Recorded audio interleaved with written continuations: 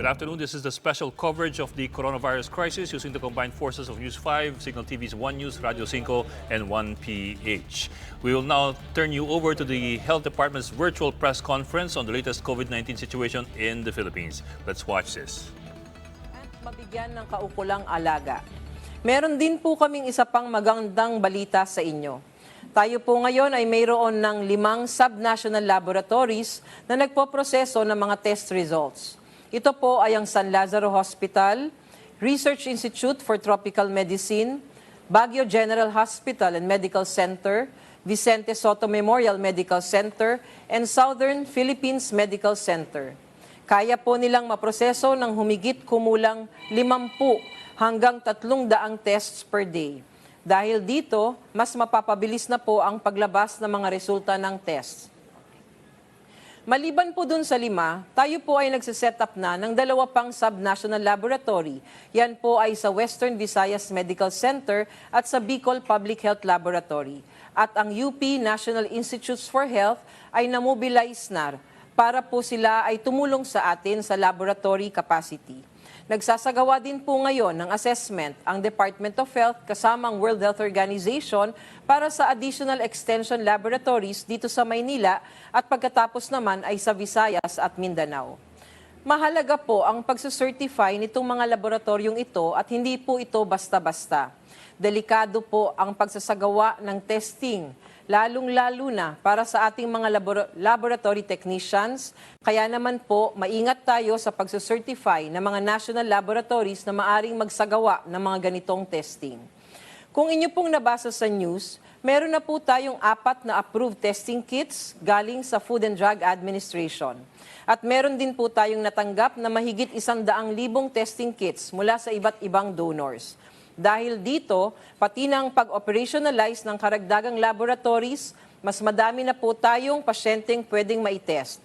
Lalabas agad ang resulta, mas maaagapan po natin ang mga nagpositibo sa COVID-19. Samantala, kami rin po ay magbibigay ng latest updates sa ating statistics. As of 12 noon, ngayong araw na to, March 20, tayo po ay may naitalang 13 na bagong kaso ng COVID-19 at ang total number na po ng ating COVID-19 positive cases ay umabot na sa 230. Wala pa po tayong bagong report ng recoveries. Ang recoveries po natin ay 8 pa rin. Samantalang may isa po tayong nadagdag na death dahil sa COVID-19. Sa kasalukuyan po ay 18 na ang namamatay sa COVID-19.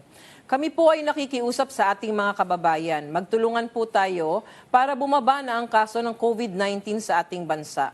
Sundin po natin ang pinag-uutos ng ating pamahalaan. Manatili po tayo sa bahay. Siguraduhin may 1 metro ang layo natin sa isa't isa, lalong-lalo na kapag nasa labas. At ugaliin po natin na maghugas na mabuti ng ating mga kamay. Bago po tayo magpaalam, meron lang po tayong mga katanungan dito na ating sasagutin sa ngayon. Atin pong susubukang sagutin lahat ng tanong mula sa publiko, pero para po sa ibang katanungan, amin pong tatalakayin yan sa aming DOH FB page at sa mga susunod na mga pressers pa sa susunod na mga araw. Kami po ay nagpapasalamat sa lahat po ng ating kontra-COVID heroes, lalong-lalo na po sa mga healthcare workers para sa kanilang serbisyo para sa ating bayan. Makakaasa po ang publiko, magbibigay tayo ng palagiang balita at updates sa pamamagitan ng ating social media, Viber community at dito sa BitCovid-10 Virtual Presser. Mag-ingat po tayong lahat at maraming salamat po. Ngayon po ay dumako na tayo dito po sa mga questions or concerns na galing po sa ating public from our social media platform. So, iisa-isahin po natin, namili lang po kami ng ilang mga katanungan para sa araw na ito para mabigyan natin po ng sagot ang ating mga kababayan through our, na binibigay ang kanilang mga katanungan through our social media platforms. Ang una pong nagpadala ng kanyang katanungan ay si Mr. Chad Lorente, coming from Facebook. Can the virus survive for long on our food, such as fruits, vegetables, and meat products from the wet market? Especially on food that don't necessarily get cooked, such as lettuce, cucumbers, fruits, etc. Do we have any ways to disinfect them? What are the risks? So sinasabi lang po ng ating kaibigan si Chad Lorente na galing sa Facebook ang kanyang tanong kung yun daw pong virus natin na coronavirus ay mamamalagi ng matagal sa ating mga pagkain, lalong-lalo na yung mga fresh, katulad ng prutas, katulad ng karne, or katulad din po ng mga gulay. So ang ating sagot po dito, ito pong ating virus na ito, no? Katulad po ng ating laging sinasabi, kailangan lang pong ugasang maigi ang ating mga pagkain, especially the fresh ones, no? Itong prutas, gulay, karne. Meron ho tayong sinasabi, no, na ito pong virus stays on surfaces at merong mga oras na pinaglalagi. Pero kapag ito namang po mga pagkain natin ay mauugasan natin ng maayos at ito po ay maihahanda ng malinis, mababa po ang risk para magkaroon tayo ng ganyang infection through our food. Pangalawang katanungan po ay galing kay Rosaler Gaminde from Facebook also. Tinatanong po niya, kailan po ba darating ang mga test kits natin sa ating mga probinsya? Meron na ho tayo mga test kits, no, na sa ating mga strategic subnational laboratories, katulad ng binanggit po natin kanina, meron na po tayo sa SPMC ng Davao, meron na ho tayo sa Vicente Soto sa Region 7, meron na ho tayo sa Baguio General Hospital sa ating Northern Luzon, at meron din po tayo dito sa ating Metro Manila areas. Ngayon po, sila po ay nag-uumpisa ng mag-test at hopefully bibilis na po yung pagtetest natin. Doon naman po sa ibang rehiyon na hindi kasama dito sa ating subnational laboratories, sa ngayon hanggang hindi pa ho natin na-mobilize yung ibang mga laboratorio na maaring tumulong sa atin sa pagtetest nitong for COVID-19, pinapadala lang po muna natin ang ating mga specimens dito po sa 5 laboratorio na ito. Pangatlo, galing po kay Archie Ival. Sa Facebook din po niya ipinadala ito. Ang kanya pong tanong, I am an OFW going to Bangladesh this March 25, 2020. Bangladesh is asking me to have a medical health certificate to show that I am negative for COVID-19. I asked East Avenue Hospital, but they cannot test me for the virus unless I have symptoms. Where or which hospital can an OFW like me go to in order to get a medical certificate that I am not infected with COVID-19? So ang sinasabi lang ho ng kasama nating si Archie, siya po ay isang overseas Filipino worker, nagtatrabaho sa isang bansa, which is Bangladesh, at kailangan na niyang umalis, at ang isa po sa requirement niya ay magkaroon siya ng medical certificate na sinasabing wala siyang COVID-19. Unang-una po, Sir Archie, para masabi po natin na tayo ay walang COVID-19, kailangan po ng eksaminasyon. Para kayo ay ma-examine, ang lagi nga po nating sinasabi, wala pa ho tayong, nasa ating protocol sa ngayon, ang tinetest natin sa ating mga reference laboratories at subnational laboratories ay yung mga may severe cases o di kaya po ay kayo ay matanda, may underlying conditions, or di kaya high-risk pregnant. Ngayon po, may lumabas na po sa atin, no, na 4 na for commercial use na testing kits na naaprubahan ng Food and Drug Administration. Ito po ay magagamit lang sa piling-piling laboratorio na may kakayahan para makapag-test ng COVID-19. So sa ngayon po, base sa ating mga protocol at saka guidelines, ang maaari lang pong maibigay na certificate sa inyo na kayo po ay hindi nag-exhibit ng kahit na anong simptomas with regard to COVID-19, pero hindi po kayo masacertify na kayo ay COVID negative or wala kayong COVID hanggang walang eksaminasyon na maisasagawa para sa inyo. Pangapat po, galing po Mama from Facebook. What is the flow of information from the moment a COVID positive patient walks into the hospital when he or she gets out, from informing the patient to his family, to DOH, and then to media? So, Mama, ang tingin ko, ang iyong tanong ay tungkol sa kung paano natin dinideklara na ang isang pasyente ay COVID positive or hindi, paano nalalaman ng kanyang pamilya, paano na ipapasaalam ng kagawaran ng kalusugan sa kanilang local government units, and then to media.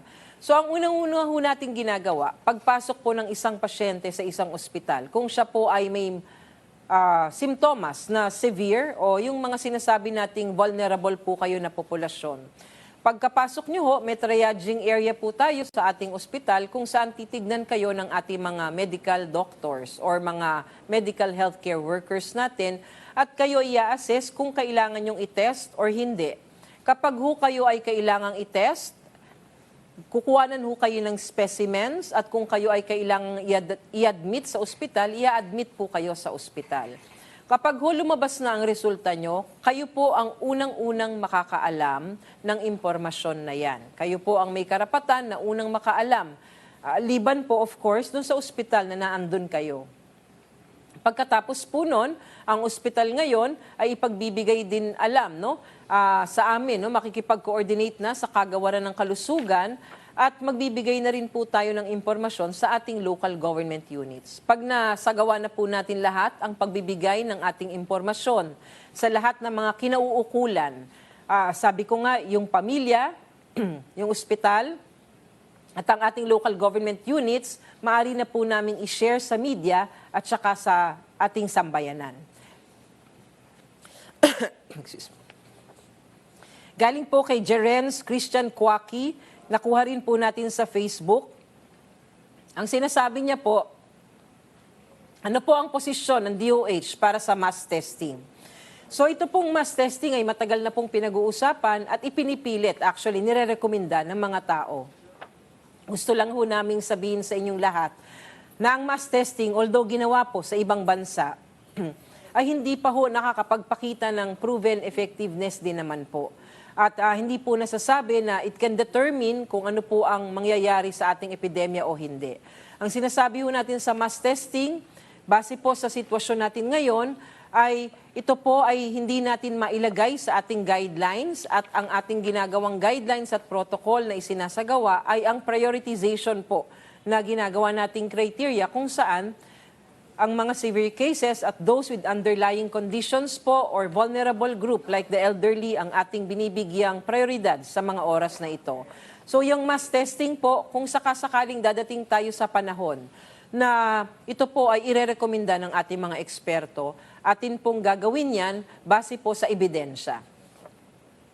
Ang ating pong pang-anim na katanungan ay galing po kay Eileen Buenaventura from Facebook also. Pauwi po ako ngayong linggo galing sa Japan. Sabi po sa akin, mag-quarantine daw po ako pagdating sa Pilipinas. Provided po ba ng government yung self-quarantine or sa bahay lang po ako? So, this question has been sent by Eileen Buenaventura. Apparently, she's in Japan and she wants to know if government will be subsidizing or providing her with a facility for quarantine. No? So ang sinasabi po natin dito, kapag po kayo ay dumating sa ating bansa,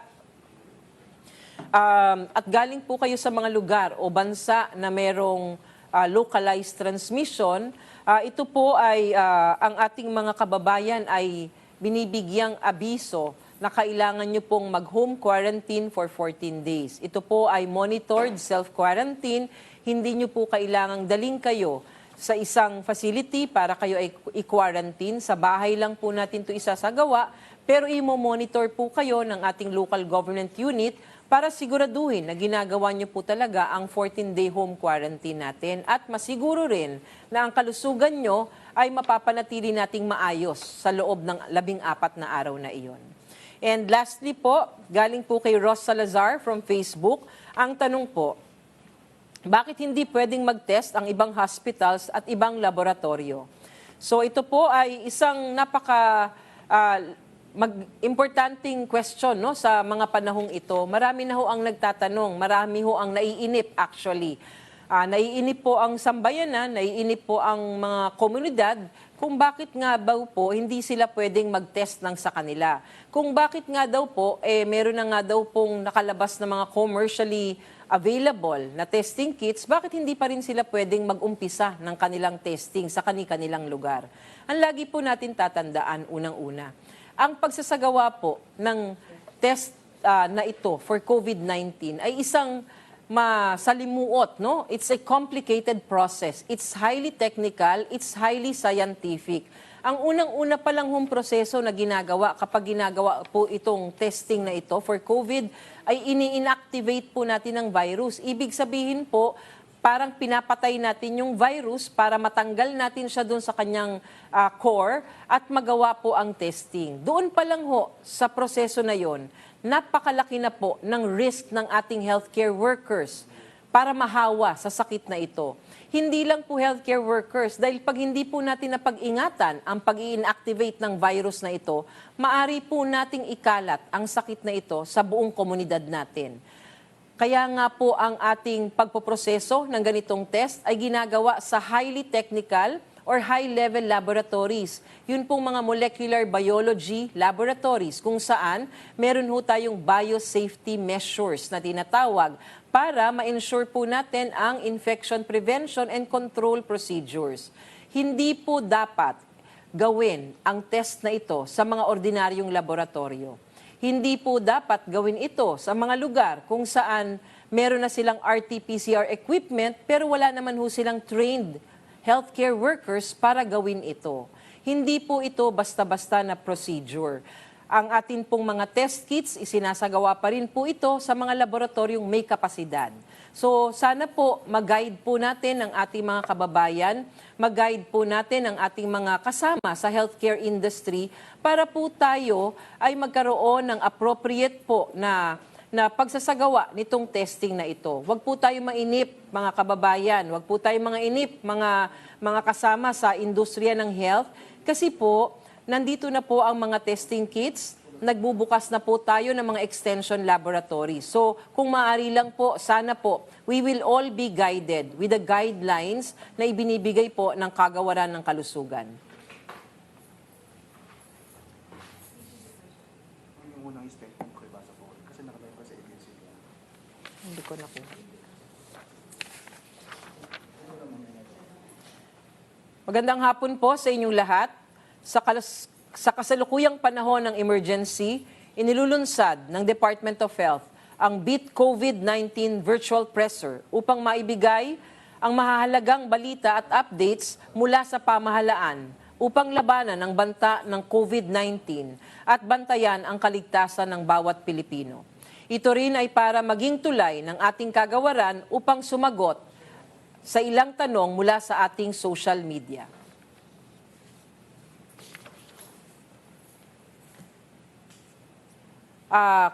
Kami po ngayon ay mamamaalam na, hindi mamamaalam na mawawala. Babalik po ako bukas. Sinasabi lang ho, magpapaalam sa ngayon. Gusto ho namin magpasalamat sa inyong lahat, lalong-lalo na po sa ating komunidad na patuloy na sumusuporta sa atin, patuloy na nakikipag-interact sa atin, nagtatanong ng impormasyon para sila po ay magkaroon ng kaalaman.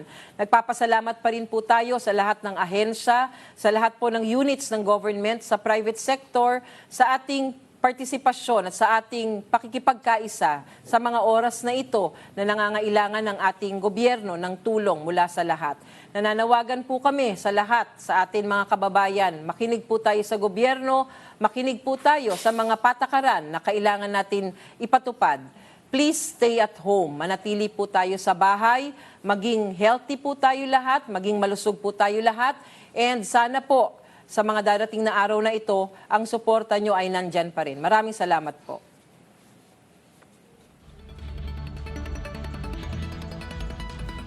That was the virtual press conference of the Health Department on the latest COVID-19 situation in the Philippines. OIC Undersecretary Maria Rosario Vergeres says there are now 13 new cases of COVID-19 in the country, bringing the national total to 230. Meanwhile, Vergeres confirmed one additional death, bringing the death toll to 18. The official said specimens are being sent to 5 accredited laboratories for testing. These are the San Lazaro Hospital, RITEM, Baguio General Hospital, and the Medical Center Vicente Soto Memorial Medical Center, and Southern Philippines Medical Center. The DOH is also pushing for additional extension labs in Manila, Visayas, and Mindanao. Due to limited testing kits, only the severe cases or those with underlying conditions are being tested. That means the DOH cannot execute or do mass testing yet, which Vergeres says has not yet been proven to be efficient or effective. Moreover, Vergeres called on the public to practice social distancing and always wash your hands to prevent the further spread of COVID-19. That's the latest on the enhanced and expanded community quarantine in Luzon. For more updates, follow News 5, The Philippine Star, and Business World Online. I'm Edwin Gao. We are One News.